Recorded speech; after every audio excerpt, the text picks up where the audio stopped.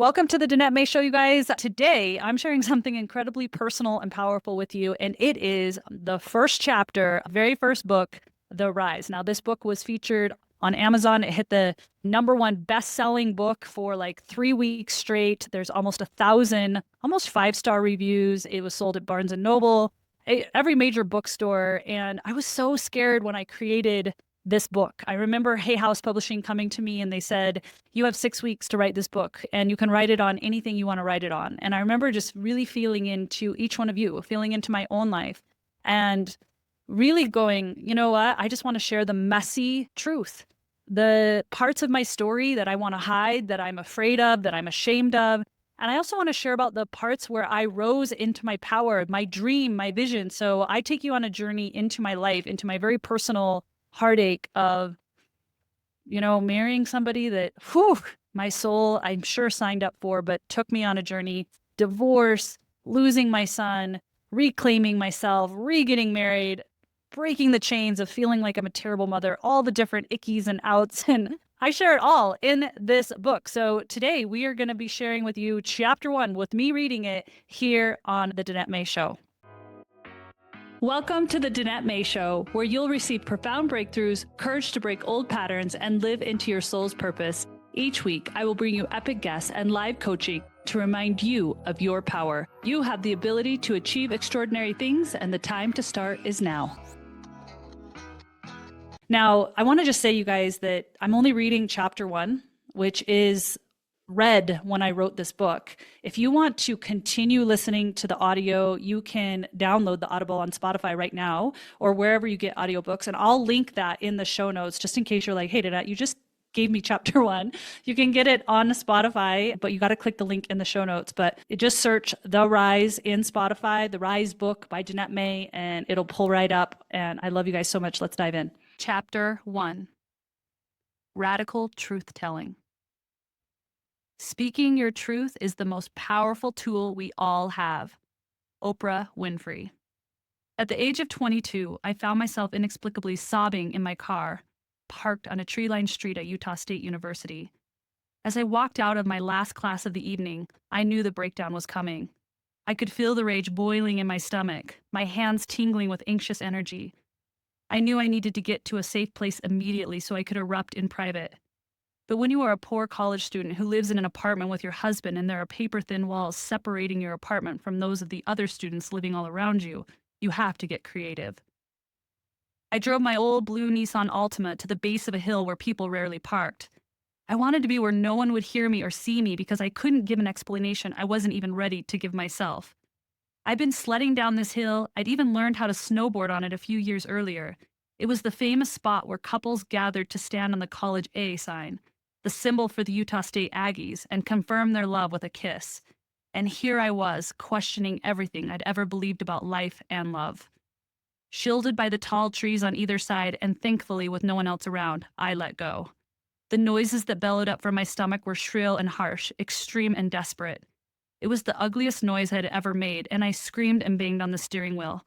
I was embarrassed at the intensity of my emotion, and I was in awe of my own capacity to release. It felt good to let it out. I'd never had a breakdown like this. Not once. Even my childhood tantrums were extremely mild in comparison. No, I'd always been on my best behavior. I'd always done the right thing. It was an unfortunate time to unravel, right on the verge of college graduation, right before our 1-year wedding anniversary, and there I was, wondering how I got to this place, to this rage, to this situation, to being this girl I did not recognize. I wasn't sure how to get out. It wasn't even like some specific terrible event had happened moments before. No one had said anything awful to me in class that made me burst into tears. I hadn't had a fight with my husband either. Nothing was wrong, really. Yet everything was wrong. Not even 1 year into my marriage, I felt trapped in a life that was making me desperately unhappy, and there was nothing I could do about it. After all, I'd still gone ahead with the wedding despite major doubts. Everyone said it was normal, the cold feet phenomenon. They said it would pass as soon as I said, I do, but it hadn't. A few weeks before the wedding, we'd gone to sign the legal papers at the county clerk's office at the courthouse, and suddenly I was terrified. I made my then fiance turn the car around, putting off the signatures until another day. I did go back and we did sign the papers. And then the morning of our wedding, we were at the temple of my church. I was getting ready and I was shaking. My sister in law was helping me with my hair when I told her, I am scared. I don't want to get married. You know those feelings you get when you feel something is out of alignment? Those guided intuitions?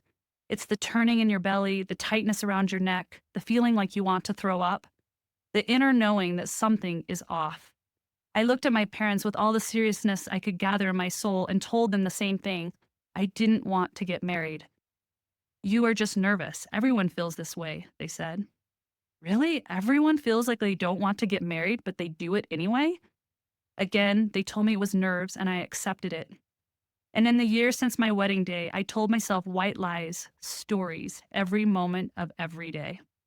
To be fair, my husband wasn't a bad person at all. He genuinely was a nice guy. In fact, he was especially nice to me. He would tell me I was pretty, not just pretty, but the pretty that didn't require makeup. He would say I was a natural beauty, and it always made me feel special. We didn't have a lot of money, so he would get creative on finding ways to have fun. Some of our favorite dates were picnics in the park and on the rooftop of our old rental home. The reason I was able to have this breakdown in the first place was because he was supportive of me. It wasn't that I didn't love him. It wasn't that simple. Something deep down in my cells was screaming at me, telling me we were not meant to walk the rest of our lives together as husband and wife. I felt there was a misalignment of our mission and paths, but divorce simply was not acceptable in my religion, and I didn't even consider it. What's wrong with me? Why don't I love my life? Why am I feeling like this? I sat in my car, running out of Kleenex, running out of options. At the time, my husband and I were in our last year of college. His degree was in business and mine was pre-med. Although I had always been fascinated with the human body, I didn't go on to be a doctor because as an MD, I would see most of my patients after an illness or medical event occurred. I wanted to do preventive medicine rather than reactive, so I became a nutritionist and a personal trainer. That way I could help people with their body and with nutrition, hopefully preventing illness and unhealthy choices. I had always loved school, and I had graduated high school with a 4.0 GPA. College was the same. I did everything right. I played all the sports, made all the grades, always sat in the front row at church, and had married an upstanding member of our community. So why was this happening to me? I had felt an immense freedom when I left home and entered college. I could finally buy my own food, especially foods I liked. I could eat on the couch and stay up late. I didn't have to make my bed or ask if I could visit friends. I could spend my money how I wanted to spend it. I was my own accountability. And that sense of freedom had continued to develop over the course of my college years. And now in my senior year, I was starting to realize that I was actually free, at least from the conservative upbringing of my youth, where the rules there were black and white. Now hundreds of miles away from home, they could be any color I chose, though I wasn't entirely sure what those were. Here is what I did know. I was married to a nice person. I did not want to be married. My soul was asking for more. The thoughts were coming to me were heavy and hard, screaming with urgency as they shot through my cells. The safety of my car allowed for a complete, honest assessment. There was no one to judge me, no one to tell me I was wrong or to chastise me for thinking outside the lines. Had I just pretended to be the perfect, holy, religious girl? Did I get married young to someone who was my friend for whom I had no passion because I was afraid to be alone? Did I marry the nice guy because my truth was that passion scared me? I was angry at myself and angry about my life. I felt like I'd been lied to about sex, about marriage, about relationships, and I wish I'd listened to myself for once. With my breathing finally slowed and my body exhausted from the release, I thought back to when I was a little girl, when life was totally carefree. Back when my only responsibilities were barnyard chores and playing with the animals. Times of tenderness. Growing up on the ranch. Salmon, Idaho has a population of about 3,000 people.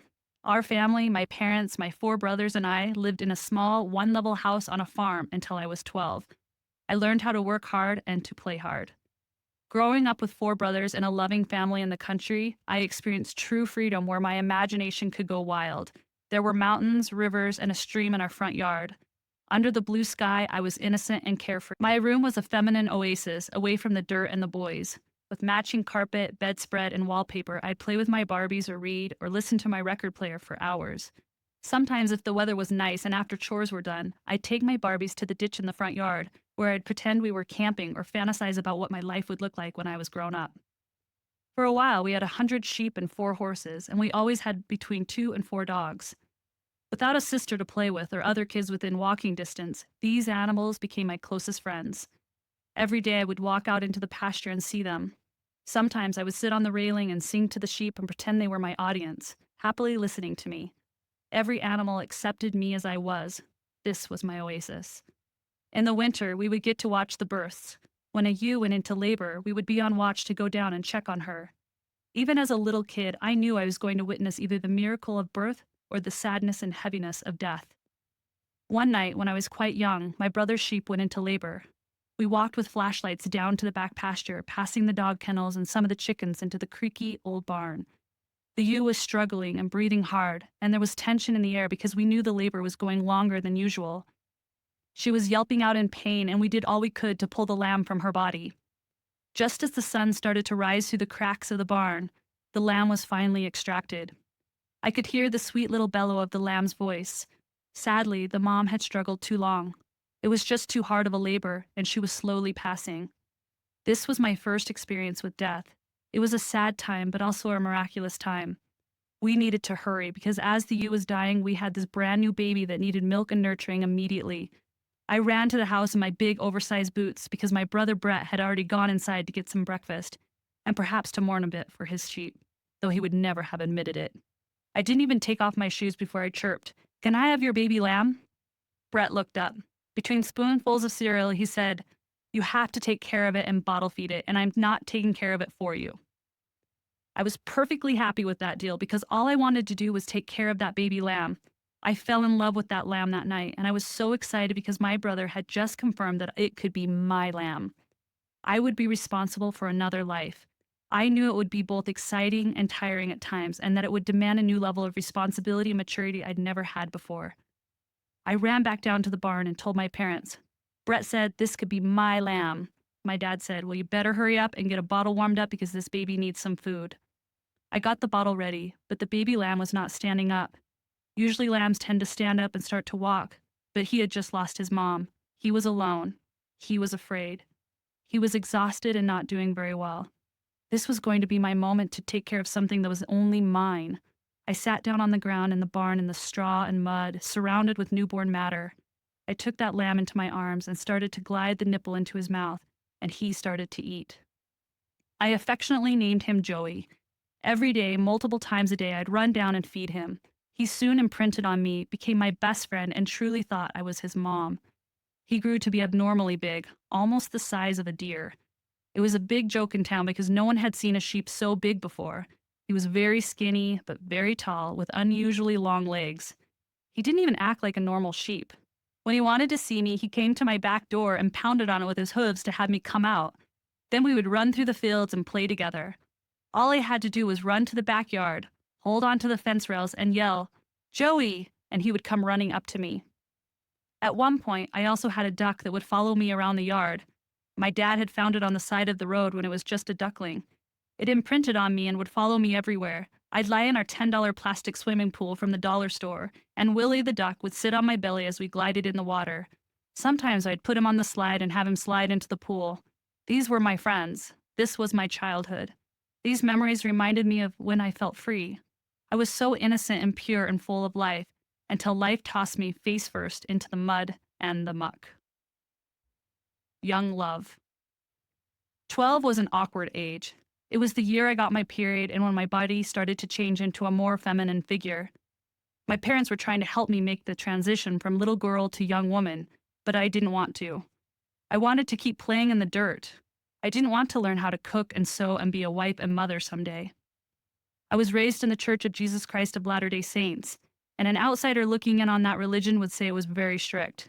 You were home by 10 o'clock, you didn't date until you were 16, and you usually only dated people in the religion. You only wore pants past your knees and no tank tops. You didn't show skin. You certainly didn't wear a bikini. When you did date, you only kissed, and really, kissing should never be a French kiss because that was sex in the mouth. And of course, you waited until you were married for sex.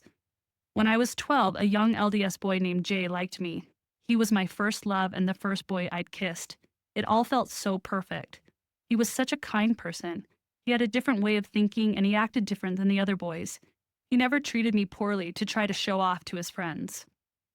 After one of the many summer church trips we'd gone on together, I was sitting on the grass in front of the church, waiting for my parents to pick me up. It was a cool night and the stars were out. Jay sat down next to me, held my hand, and told me how much he liked me. Holding hands felt so naughty and exciting. I instantly got butterflies, those sweet feelings that accompany a first crush. Then he leaned over and kissed me. By that time, we were boyfriend and girlfriend, and we had sent notes to each other after church and had long phone calls, both of us getting in trouble for talking longer than 10 minutes. I knew we loved each other inasmuch as children can be in love.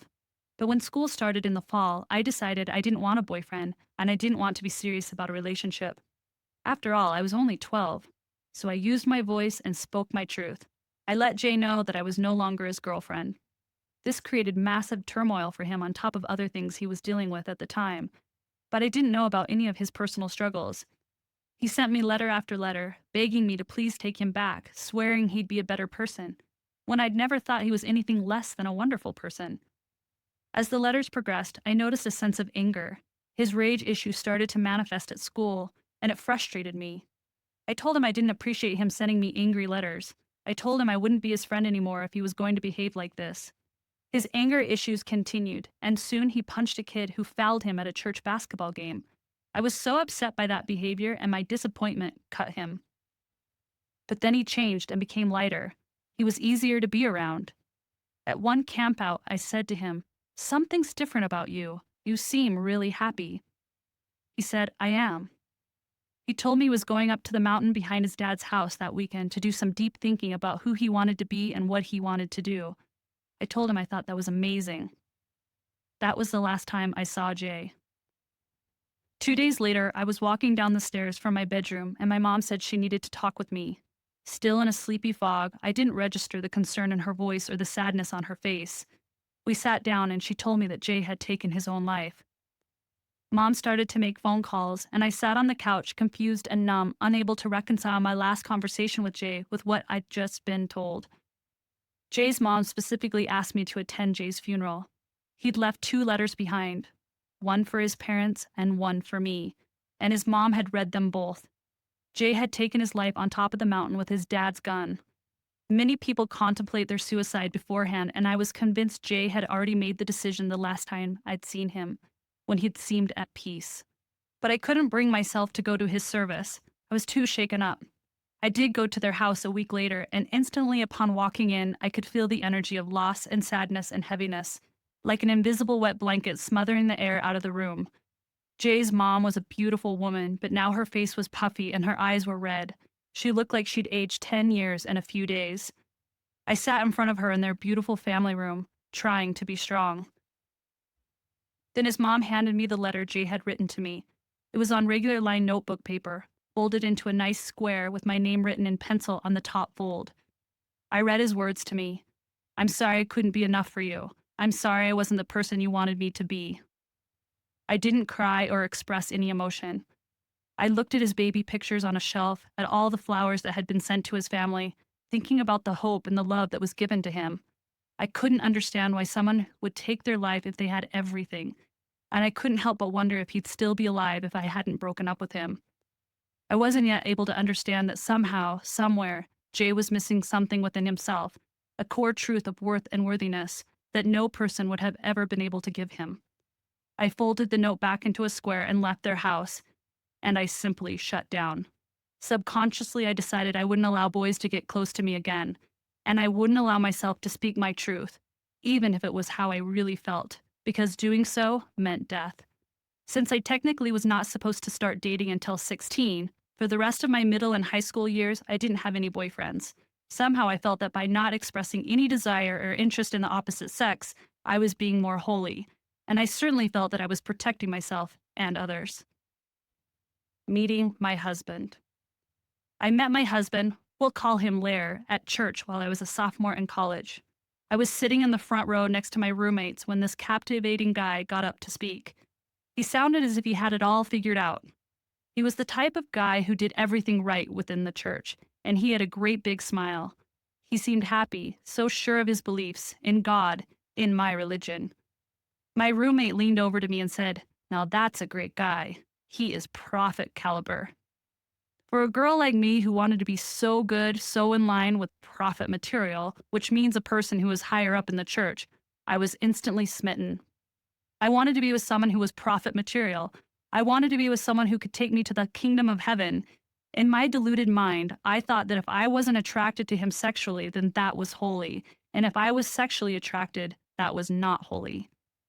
I'm sure you can imagine what our honeymoon was like. We did not even have sex our first night because I was so terrified. Thankfully, he didn't push me, partly because he was also uncomfortable.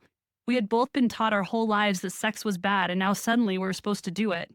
We had been told not to touch boobs, penises, crotches, or any of those parts. We had been told not to French kiss. More adventurous teens in high school always talked about going from base to base to base, but I never did. Now I felt I was being asked to go from first base to home base in one night. I told Lair, I feel like I missed out on all the fun bases. We settled on trying second base, kissing and touching each other, but I never felt any desire.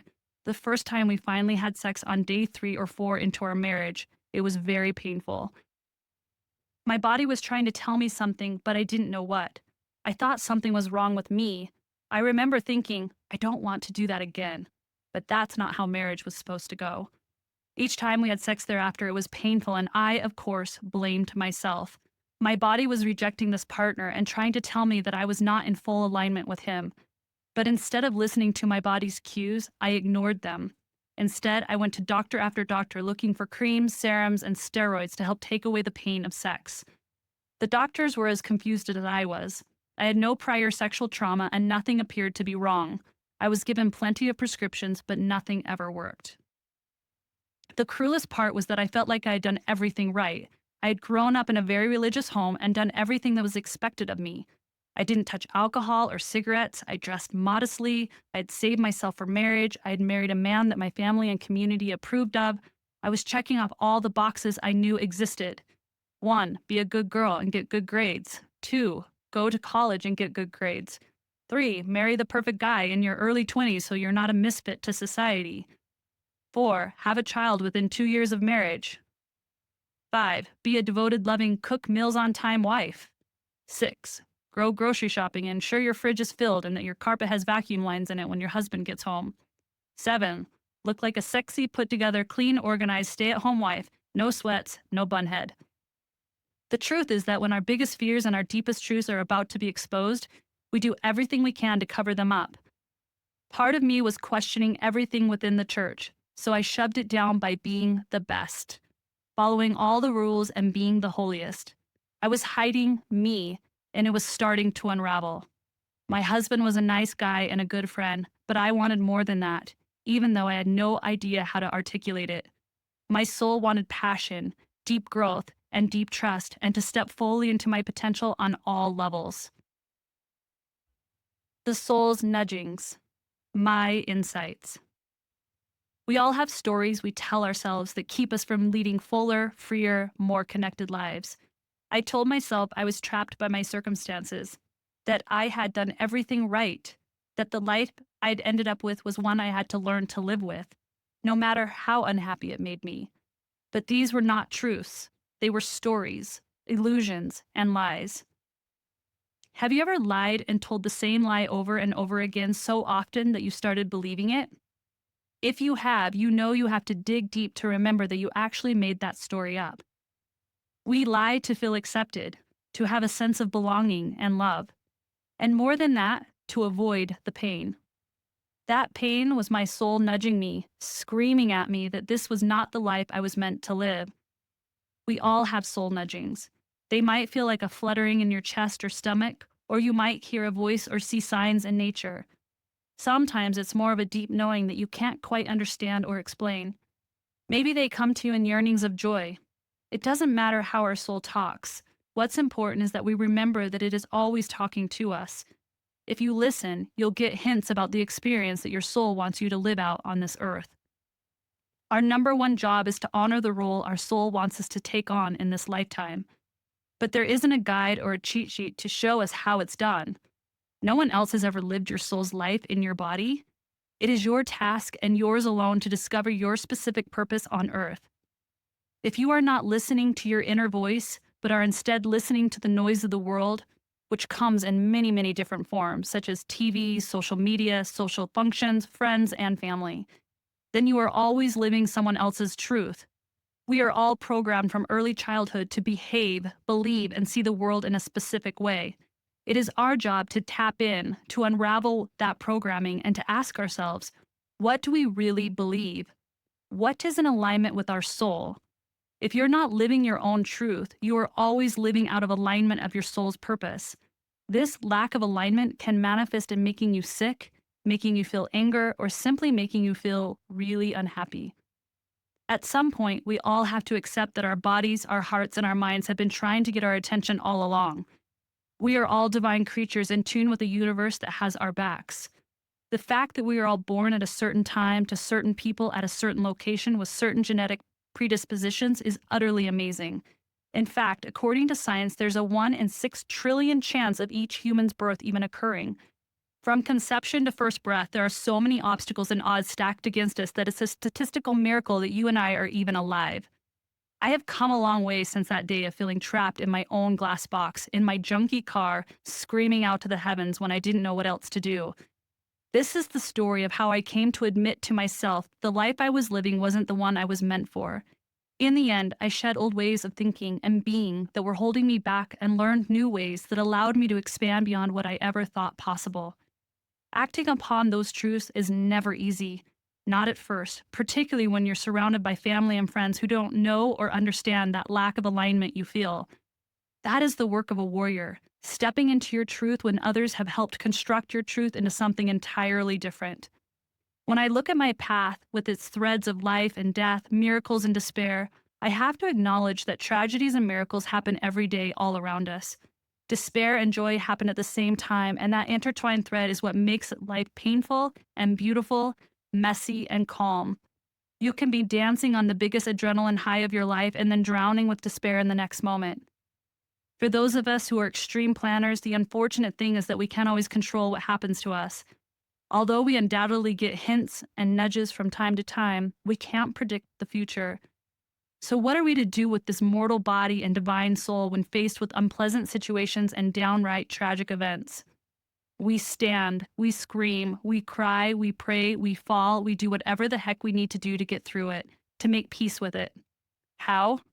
Start by recognizing the stories, the lies you have been telling yourself. For example, I am not powerful. I am not worthy of greatness. I am not beautiful. I am not worthy of love. Replace those statements with the opposite. That is your soul's truth. I am beautiful. I am made by a loving creator. I am powerful. Move with that truth. Get out there and walk, run, hike, bike, and use your body to declare your truths over and over again, physically and out loud. Slowly, we find our feet. We find our voice. We adjust our sights, and then we rise. Take a minute and ask yourself these questions. It may be best to write them down and give yourself time to write out your answers. Where in your life is your body trying to talk to you through pain or discomfort? What stories and lies have you been telling yourself and others to cover up your truth? What is your soul trying to tell you about your life right now? Thank you so much for listening to Chapter 1 of The Rise. If my story moved you, then it's potentially your story and my story. And I really shared so vulnerably in this book. So the full audiobook is available right now at $12.99 on Spotify. But here's the best part. If you are a Spotify premium member, you can get the entire book for free. So I put the link down below, or you can just search on Spotify The Rise book by Danette May and find it and download it. But you can also get this audiobook wherever you get audiobooks. And get this book, finish it out. I just hope this is inspiring you to rise up, no matter what your story, no matter how messy your past has been, to claim the power that is within you. I love you so much, and I can't wait to see you on the next episode of the Danette May Show. And thank you for sharing your light, shining your light, and having the courage to rise.